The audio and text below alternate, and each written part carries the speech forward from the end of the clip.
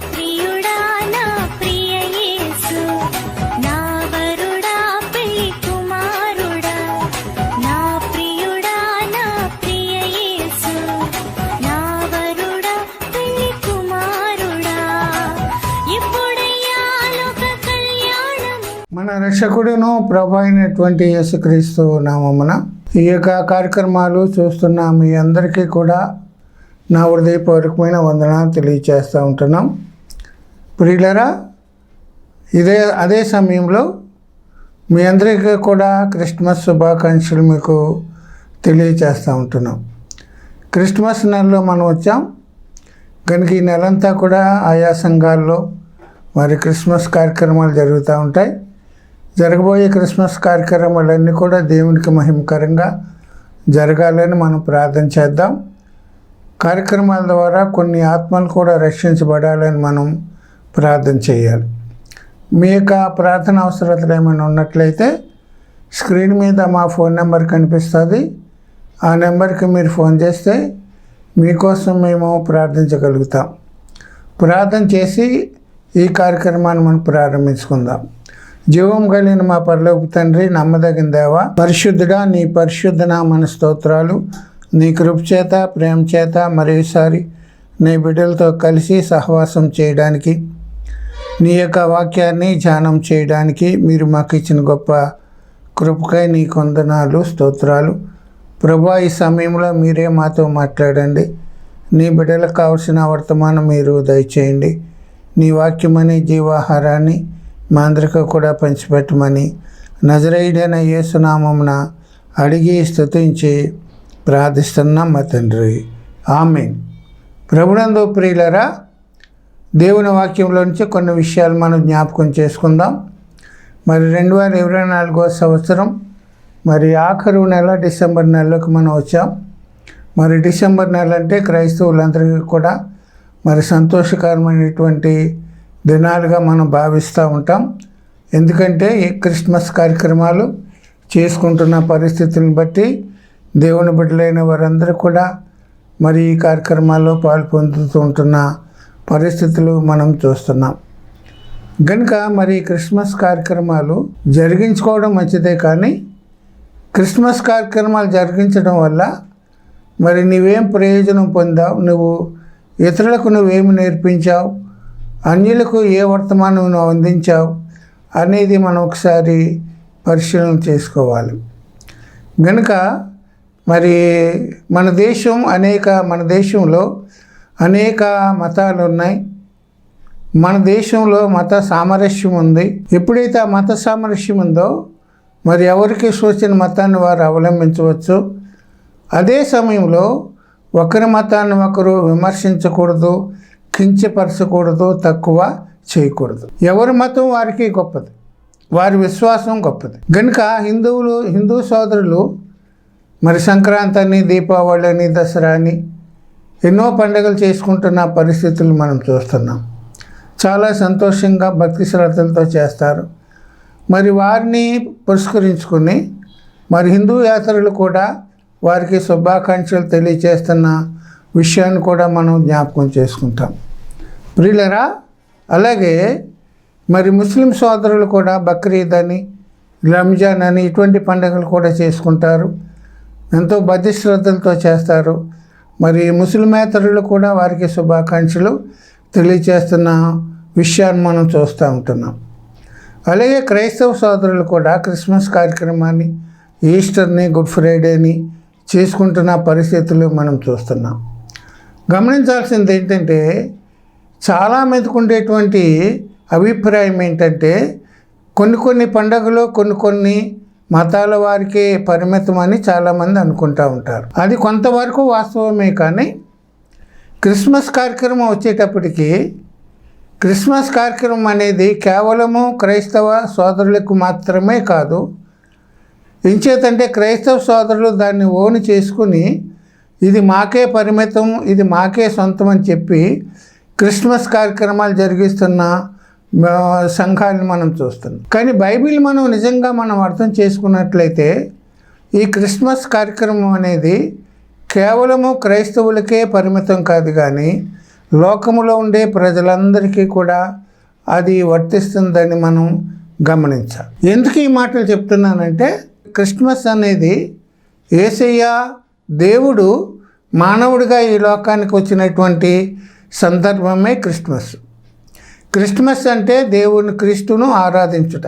కనుక క్రిస్మస్ కార్యక్రమం యేసయ్య ఈ లోకానికి ఎందుకు వచ్చాడో, ఎవరి కోసం వచ్చాడో అనేది మనం ప్రశ్న వేసుకుంటే, యేసయ్య ఈ లోకానికి కేవలం ఒక జాతి కోసం, ఒక దేశ ప్రజల కోసం, కొంతమంది ప్రత్యేకించబడిన జనాంగం కోసం ఆయన రాలేదు. కానీ ఆయన శరీరధారిగా ఈ లోకానికి రాలేదు. కానీ ఆయన మానవతారుడిగా అవతరించాడు. కనుక ఆయన ఎవరి కోసం వచ్చాడంటే ప్రజలందరి కోసం కూడా వచ్చాడని మనం బైబిల్లో మనం చదవగలుగుతాం. కనుక కొంతమంది దేవుళ్ళు కొందరికే పరిమితం అవుతారు. కానీ క్రిస్మస్ అనేది క్రీస్తు అనే ఆయన అందరికీ దేవుడని వాక్యం మనకి చెప్తుంది. అపోస్తుల కార్యాలు ఏం చూస్తామంటే, యేసుక్రీస్తు అందరికీ ప్రభు, ఆయన అందరికీ దేవుడు, కొందరికే కాదు. కనుక క్రిస్మస్ కార్యక్రమాలు మనం జరుగుతున్నప్పుడు క్రైస్తవులు గమనించాల్సింది ఏంటంటే, అది మనకే పరిమితం కాకోకుండా క్రైస్తవేతరులకు కూడా అది వర్తిస్తుంది అనే సత్యాన్ని వారికి తెలియచేయాలి. క్రిస్మస్ అనేది ప్రియులారా అందరికీ చెందింది. ఇది అందరి పండుగ. లోకములో ఉండే ప్రతి ఒక్కరూ కూడా జాతి, మతం, కులము, ప్రియులారా వర్గము, ప్రాంతీయత, భాషా భేదాలు, రంగు భేదం, వర్ణభేదం లేకుండా ప్రపంచంలో ఉండే ప్రజలందరికీ కూడా ఇది ఒక పండుగగా మనం ఆచరించాలి. ఈ క్రిస్మస్ కార్యక్రమం అందరికీ కూడా వర్తిస్తుంది. ఇది అందరి పండగ. ఎందుకు ఈ మాటలు చెప్తున్నానంటే, బైబిల్లో నుంచి లూకాసు సువార్త 2వ అధ్యాయం 10వ వచనంలో, అయితే ఒక దూత భయపడకుడి, ఇదిగో ప్రజలందరికీ కలుగబోవు మహాసంతోషకరమైన సువార్తమానము మీకు తెలియజేయుచున్నాను. రాత్రివేళ గొల్లలు పొలంలో ఉండి గొర్రెలను కాసుకుంటూ ఉంటున్నప్పుడు దేవుని దూత వారి దగ్గరికి వచ్చింది. దేవుని మహిమ వారిని చుట్టుముట్టింది. దూత చెప్తున్న మాట ఏంటంటే, భయపడకుడి, ఇదిగో ప్రజలందరికీ కలగబోవు మహాసంతోషకరమైన సువార్తమానం. ఎవరికి? ప్రజలందరికీ, భూలోకములో ఉండే ప్రజలందరికీ కలగబోవు సంతోషకరమైన సువార్తమానము. భూమి మీద ఉండే ప్రజలందరికీ సంతోషకరమైన సువార్తమానం ఇది. యేసయ్య జననం అనేది లోకములో ఉండే ప్రజలందరికీ కూడా సంతోషకరమైన వర్తమానం ఇది. చెప్పింది దేవదూత, విన్నది గొల్లలు. ఆ గొల్లలకే పరిమితం కాదు, లేకపోతే ఆ పాలస్తీనా యెరూషలేం పట్టణంలో ఉండే ప్రజలకే, నజరేతులో ఉండే ప్రజలకే పరిమితం కాదు. కానీ యేసయ్య జననం లోకములో ఉండే ప్రజలందరికీ కూడా అదే చెప్తున్నాడు. ప్రజలందరికీ కలుగబోవు మహాసంతోషకరమైన సువార్తమానం. ప్రజలందరంటే నువ్వు, నేను, అందరం కూడా ఉన్నాం. కనుక క్రిస్మస్ అనేది ప్రజలందరికీ కోసం కూడా యేసయ్య లోకంలో జన్మించాడు. ప్రియులారు గమనించండి, యేసయ్య జననము ప్రపంచంలోని అందరి కొరకు కూడా వర్తిస్తుంది. అది సంతోషకరమైన సువార్తమానం మనం గమనించాలి. సంతోషకరమైన సువార్తమానం, అది వార్త ఎటువంటిదంటే సంతోషకరమైన సువార్త, మంచి వార్త, గుడ్ న్యూస్. ఇప్పుడు చూడండి, రైతు కష్టపడి మరి అప్పులు చేసి పొలంలో విత్తనాలు వేసి పండించి నీరు పెట్టి ఎరువు వేసి అప్పులు పాలైపోయి పంట పండించి చివరికి మరి ఏ వరదలో వచ్చి ఏదో తుఫాను వచ్చి పంటంతా నాశనం అయిపోయిన పరిస్థితుల్లో లక్షల రూపాయలు అప్పులు పాలైపోయినటువంటి పరిస్థితుల్లో ఇటు పంటదే లేక ఇటు అప్పు సమస్యలో బాధపడుతూ ఉంటున్న వ్యక్తికి ప్రభుత్వం వారు ఒక గుడ్ న్యూస్ చెప్తారు. అబ్బాయి నీకు గుడ్ న్యూస్ అంటారు.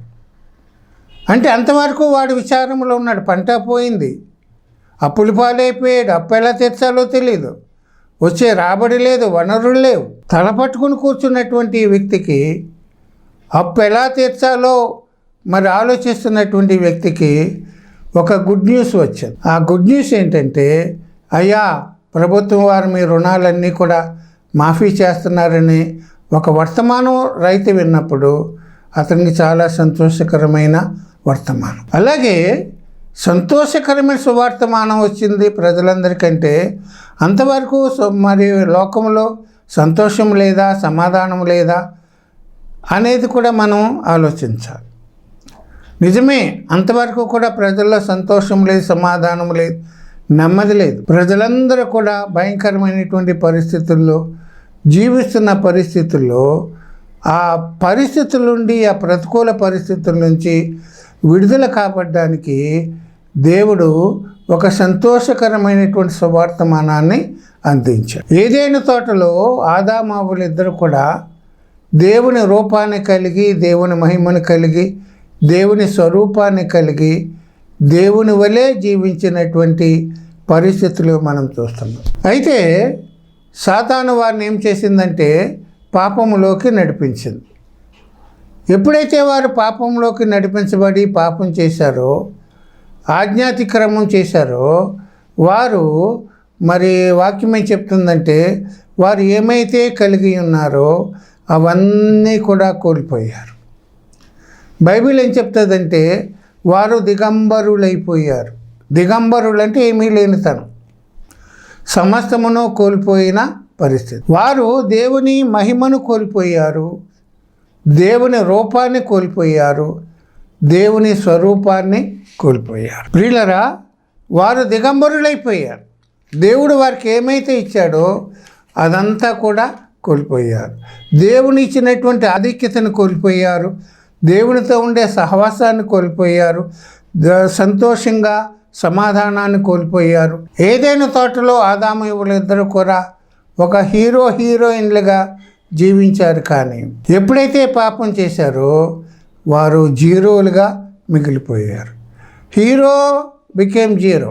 ఉన్నతమైనటువంటి స్థానం కలిగిన వారు అధపాతాళానికి వెళ్ళిపోయిన స్థితిని కలిగి ఉన్నట్లుగా మనం చూస్తున్నాం. దేవుడిచ్చినటువంటి జీవాన్ని కోల్పోయి మరణాన్ని పొందుకున్నారు. ప్రియులరా, విశేషంగా ఏదేను తోటలో నుండి వారు వెలివేయబడినట్లుగా కూడా మనం తొలగించబడి వెలుపలికి త్రోసివేయబడినట్లుగా కూడా మనం చూస్తూ ఉంటున్నాం. దేవునికి శత్రువులైపోయారు. ప్రతి దినము కూడా దేవుడు ధైర్యంగా దేవుని దగ్గరికి వచ్చి మాట్లాడే వారిద్దరూ కూడా ఎప్పుడైతే పాపం చేశారో వారిలో భయం కలిగింది, పిరికితనం కలిగింది. దేవుని ఎదురికి రాకోకుండా వారు చెట్ల చాటున దాక్కున్నట్లుగా కూడా మనం చూస్తున్నాం.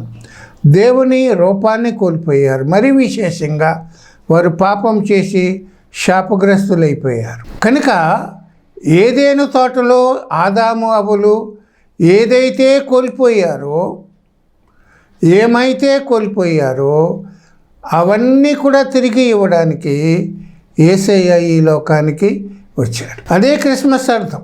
ఏదైనా తోటలో ఆదాము అవ్వలు ఏదైతే కోల్పోయారో దేవుని రూపాన్ని, దేవుని మహిమను, దేవుని నీతిని, దేవుని సహవాసాన్ని, దేవుని సన్నిధిని, ఏదైనా తోటలోండి బయటికి పంపబడిన పరిస్థితిని, ఇవన్నీ కూడా కోల్పోయినటువంటి పరిస్థితుల్లో దేవుడు మానవుణ్ణి ప్రేమించి ఏదైతే కోల్పోయాడో అది తిరిగి ఇవ్వడానికి దేవుడు ఈ లోకానికి మానవుడిగా వచ్చాడు. కారణం ఏంటంటే దేవుడిగా ఈ లోకానికి రావడం మరి మానవుడు తట్టుకోలేడు కనుక దేవుడు తన్ను తాను తగ్గించుకొని తన మహిమను విడిచి తన స్థానాన్ని విడిచిపెట్టి ఉన్నతమైన స్థానాన్ని వదిలిపెట్టి ఈ లోకానికి ఆయన మనిషి రూపంగా వచ్చాడు. మానవతారం ధరించినట్లుగా మనం చూస్తాం. కనుక మానవుడు పాపం చేశాడు. అయితే గమనించాల్సింది ఏంటంటే ఏదైనా తోటలో ఆదాము అవ్వలు ఏ పాపం చేసినటువంటి ఆ పరిస్థితి అది వారిద్దరికే పరిమితం కాలేదు, కానీ అతని సంతానము నుండి వచ్చిన మనందరికీ కూడా ఈనాటి వరకు కూడా రాబోయే దినాల్లో కూడా పుట్టబోయే వారికి కూడా ఆ పాపం యొక్క పరిస్థితులు ప్రభావము వారిలో ఉన్నట్లుగా మనం చూస్తున్నాం. రోమాపత్రిక 5:12 ఒక మనుషుని ద్వారా పాపమును, పాపం ద్వారా మరణమును లోకములో ఎలాగూ ప్రవేశించునో అలాగునని మనుషులందరూ పాపం చేసినందున మరణము అందరికీ సంప్రాప్తము అయ్యను. కనుక రోమపత్రిక 3:23 ఏం చెప్తారంటే, ఏ భేదము లేదు, అందరూ పాపం చేసి దేవుడు అనుగ్రహించే మహిమను పొందుకోలేకపోతున్నారు. కనుక లోకములో ఎవరు కూడా నీతిమంతులు లేరు, అందరూ కూడా పాపం చేసిన వాళ్ళు. కనుక ఈ పాపం అనేది మనకి ఎప్పటి నుండి వచ్చిందంటే, మధ్యలో వచ్చిందా, మధ్య వయసులో వచ్చిందా, చివరి వయసులో వచ్చిందా, బాల్యంలో వచ్చిందా? పాపం అనేది మానవుడికి ఎప్పుడు ఆపాదించబడిందంటే, దావీదు భక్తుడు చెప్తాడు 51వ కీర్తన 5వ నేను పాపములో పుట్టినవాడను, పాపములోనే నా తల్లి నన్ను గర్భమున ధరించి. దావీదు అంటున్నాడు, నేను పాపములోనే పుట్టాను, పాపములోనే నా తల్లి నన్ను గర్భమున ధరించింది. కనుక మానవుడికి పాపం ఎప్పటి నుంచి వచ్చిందంటే, తల్లి గర్భంలో ఉండగానే పాపము మానవుడికి ఆపాదించబడింది. గమనించాల్సి అంటే పుట్టుకతోటే మనం పాపులమని గమనించాలి. అయితే గమనించాల్సింది ఏంటంటే, దావీదు కుమారుడైనటువంటి సొలొమోను, దేవుని జ్ఞానాన్ని కలిగినటువంటి సొలొమోను ప్రసంగి గ్రంథంలో ఏం చెప్తాడంటే, 7:29 ప్రసంగి 7:29 ఏమనగా దేవుడు నరులను యథార్థవంతులుగా పుట్టించను కానీ వారు వివిధమైన తంత్రములు కల్పించుకొనుచున్నారు. దావీదేమో పుట్టుతోటే మనం పాపులమని చెప్తున్నాడు. రాజైన సొలొమోను ఏం చెప్తున్నాడంటే, దేవుడు నరులను యథార్థవంతులుగా పుట్టించాడు కానీ వారు తంత్రములు కల్పించుకున్నారని సొలొమోను చెప్పారు. కనుక ఇద్దరు చెప్పిన మాటలకి ఎక్కడ పొంతన కుదరడం లేదు. దావీదేమో పాపులమని చెప్తున్నాడు, సొలొమోనేమో యథార్థవంతులుగా పుట్టించాడని చెప్తున్నాడు. అయితే మరి బైబిల్ ఈ రెండు వచనాలకి ఎంత కాంట్రవర్సీ ఉందో మీరు గమనించాలి. అదే అడుగుతారు హిందువులు ప్రశ్నలు మళ్ళీ. అక్కడేమో పాపులని చెప్తున్నారు, ఇక్కడేమో యథార్థవంతులు అని చెప్తున్నారు. ఏంటి రెండు రకాలుగా ఉంది మీ బైబిల్ అంటే? కానీ బైబిల్ని మనం చాలా జాగ్రత్తగా అర్థం చేసుకోవాలి. యెషయా 34:16 ఏమంటాడంటే, యెహోవా గ్రంథమును పరిశీలించి చదువుకోండి అంట. బైబిల్ని మనం చాలా జాగ్రత్తగా చదవాలి. ముందుకు వెళ్దాం. దావీదు ఏమంటాడు, పుట్టుకతోనే మనం పాపులమని. సొలొమోను ఏం చెప్తున్నాడు, యథార్థవంతులుగా పుట్టించాడని సొలొమోను చెప్పాడు. దావీదు యొక్క ఉద్దేశం, సొలొమోను యొక్క ఉద్దేశాన్ని మనం గమనించాలి. దావీదు యొక్క ఉద్దేశం ఏంటంటే, మానవుడు పుట్టాడు, పాపంలోనే పుట్టాడు. కానీ దావీదు యొక్క ఉద్దేశం ఏంటంటే, మానవులో ఏముందంటే పాపము చేసే స్వభావం మానవులో ఉంది. కనుక ఆ పాపము చేసే స్వభావము మానవుల్లో మరి పుట్టినప్పుడు వాడికి ఆ స్వభావం 0 లెవెల్కి ఉంది. 0 లెవెల్లో ఉంది పాపం చేసే స్వభావం. అంటే చిన్నపిల్లలకి పాపం అంటే తెలియదు, పాపం గురించి ఆలోచన కానీ పాపం చేయాలనే తలంపు కానీ వారికి ఉండదు. కారణం ఏంటంటే ఆ పాపం చేసే స్వభావము 0 లెవెల్లో వారికి ఉంది. టీవీలో సౌండ్ సిస్టమ్ మనం సౌండ్ పెడతాం, మ్యూట్లో పెడితే 0 లెవెల్కి వచ్చేస్తాం. అలాగని సౌండ్ దాంట్లో లేదని అనం మనం. సౌండ్ ఉంది కానీ, సౌండ్ ఆపరేషన్ సిస్టమ్ ఉంది కానీ మనం మ్యూట్లో పెట్టాం కనుక సౌండ్ రాదు. అదే పెంచుకుంటా పోతే సౌండ్ వస్తుంది. అలాగే దావీదు ఉద్దేశం ఏంటంటే, మానవులో పాపము చేసే స్వభావము 0 లెవెల్లో ఉంది. అంచేత వాడు పాపం చేయడు. పాపం స్వభావం ఉంది కానీ 0 లెవెల్లో ఉంది. దాన్నే సొలొమోను ఏమంటాడంటే, ఆ పాపం చేసే స్వభావం 0 లెవెల్లో ఉండే ఆ స్థితిని సొలొమోను ఏమని పిలిచాడంటే యథార్థవంతుడని పిలిచాడు. కనుక దావీదు ఒక రకంగా చెప్పాడు, సొలొమోను అదే స్థితిని, అదే స్టేటస్ని ఇంకో రకంగా ఉదాహరించి. యథార్థవంతుడంటే మరి పాపం చేయనివాడు. చిన్నపిల్లలు పాపం చేయరు. పాపం అంటే ఏంటో వాళ్ళకి తెలియదు. యేసుప్రభువు వారు ఏమన్నారో తెలిసిన, చిన్నపిల్లల వల్లే మీ స్వభావం ఉంటే మీరు పరలోకంలోకి వెళ్తారన్నాడు. చిన్నపిల్లలకి ఏమీ తెలియదు, పాపం అంటే తెలియదు.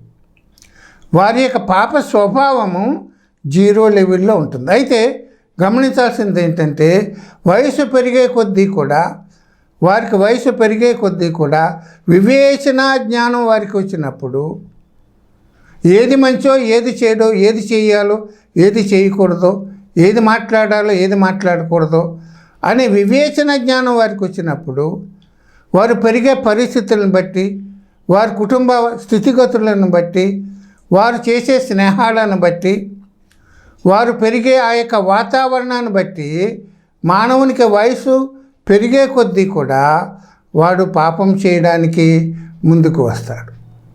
ఆ పాపం చేసే స్వభావం వారిలో నెమ్మదిగా పెరుగుతూ ఉంటుంది. ఎప్పుడైతే పెరుగుతూ ఉంటుందో గమనించాల్సింది ఏంటంటే, మానవుడికి మనస్సాక్షి ఉంది. అదే మనస్సు అంటాం, దేవుని ఆత్మ మనస్సాక్షి. పాపం చేసేవాడిని ఎప్పుడు కూడా మనస్సాక్షి గద్దిస్తూ ఉంటారు. మనస్సాక్షి చేసిన గద్దింపును విని మానవుడు పాపం చేయకుండా ఉంటే వాడు సరిగా నీతిమంతుడిగా ఉండగలుగుతాడు.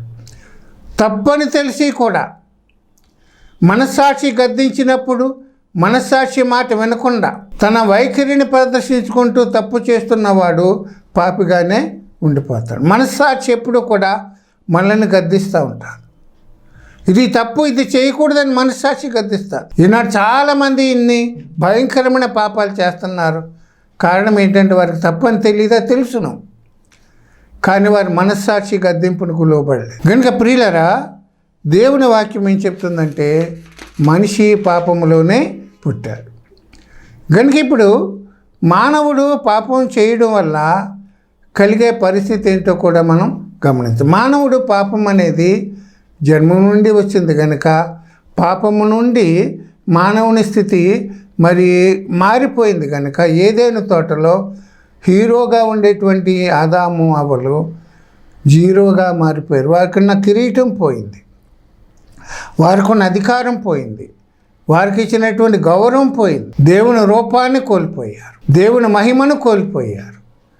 దేవుడు ఎటువంటి ఉన్నతమైన స్థితిని ఇచ్చాడో ఆ స్థితిని కోల్పోయి ప్రియులరా మరి పోగొట్టుకున్న వారుగా ఉన్నారు. కనుక మానవుని పాపము మానవునికి నెమ్మది లేకుండా చేస్తున్నటువంటి ఏదైతే మానవుని జీవితాన్ని పాడు చేస్తుందో, ఏదైతే మానవుని జీవితాన్ని పాతాళానికి నడిపిస్తుందో ఆ స్థితి నుండి తప్పించడానికి యేసయ్య ఈ లోకానికి వచ్చినట్లుగా మనం గమనించాలి.